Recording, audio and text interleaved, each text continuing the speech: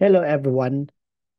What are the specific roles, duties, and responsibilities of a managing head of establishment, particularly based on DNR Administrative Order 2014-02, which is otherwise known as the Revised Guidelines for Pollution Control Officer Accreditation?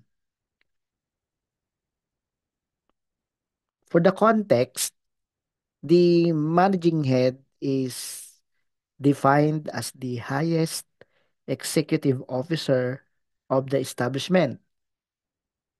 The managing head, such as president, general manager, factory or plant manager, managing director, managing partner, chief executive officer, or local chief executive.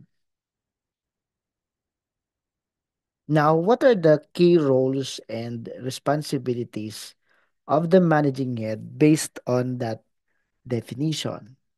Number one, the managing head will appoint or designate pollution control officer for the establishment.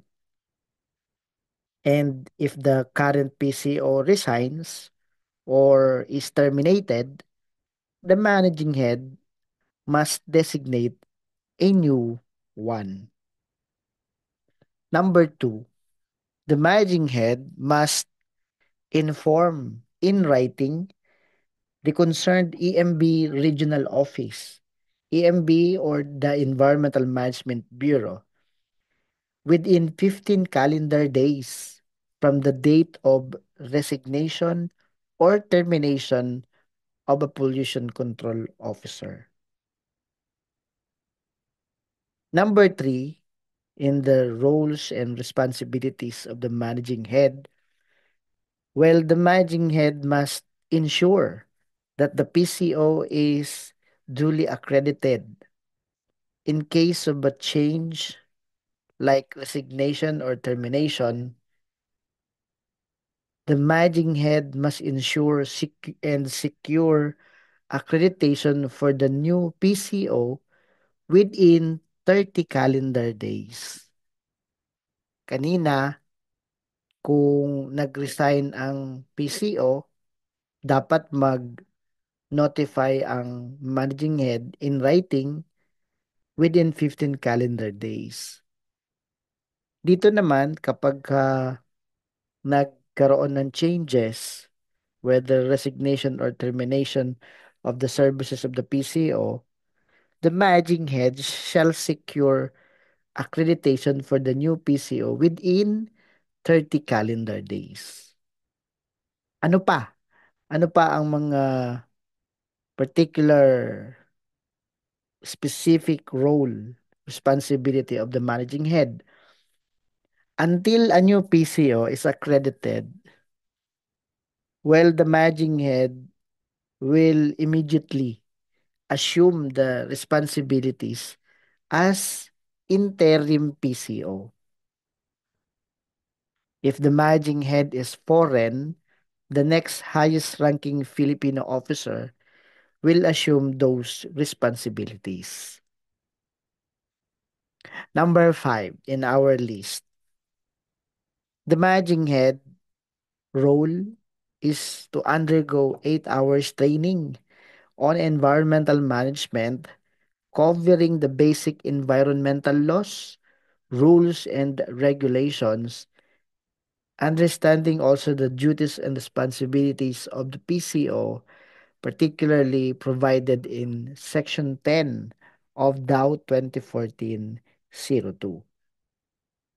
So there's a training requirement for the managing head. Number six, it is the responsibility and accountability of the managing head for any violation of relevant environmental laws and regulation committed by the establishment. Yung mga tinatawag nating corporate liability, command responsibility. Malaking liability and accountability ito. So, sa ating kunting listahan, kung babalikan natin ang particular role and responsibility of the managing head, among many siguro. One is appointment or designation of PCO. Two, informing EMB regional office. Three, securing accreditation for the PCO. Four, interim PCO responsibilities. Five, training. And six, joint liability and accountability. So those are the specific role, duties, and responsibilities of the managing head of the establishment in my own list. At kung may mga maidadagdag pa po tayo dyan, um, mas maganda na para ma-improve pa natin ang mga bagay na ito. So, kailangan ang managing head magsiguro na nagagampanan niya rin ang kanyang trabaho dahil nakadepende din kadalasan ang pollution control officer yung inappoint niya sa kanya. Like pagdating sa joint compliance with environmental laws.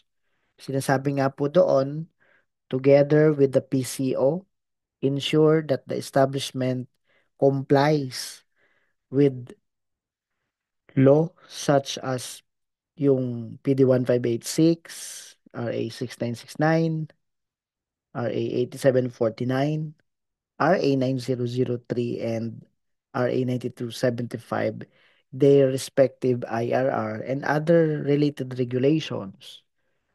Mahalaga yon sa kanya bilang PCO na yung role din ng managing head ay gagampanan. Joint compliance. Lalong-lalo yung signing and certifying reports. Ang PCO kasi will accomplish or prepare the reports. Ang managing head naman, dapat mag-sign or mag-approve ng dokumento. Marami tayong reports na naaalala gaya ng compliance monitoring report, self-monitoring report, environmental incident report. Pinipirmahan yan ng managing head. So, napakahalaga nun. At laging siyempre iniisip yung statement na ang PCO at managing head are jointly and severely liable for violations of environmental laws, rules, and regulations committed by the establishment. So napakahalaga na mag-function din ang managing head.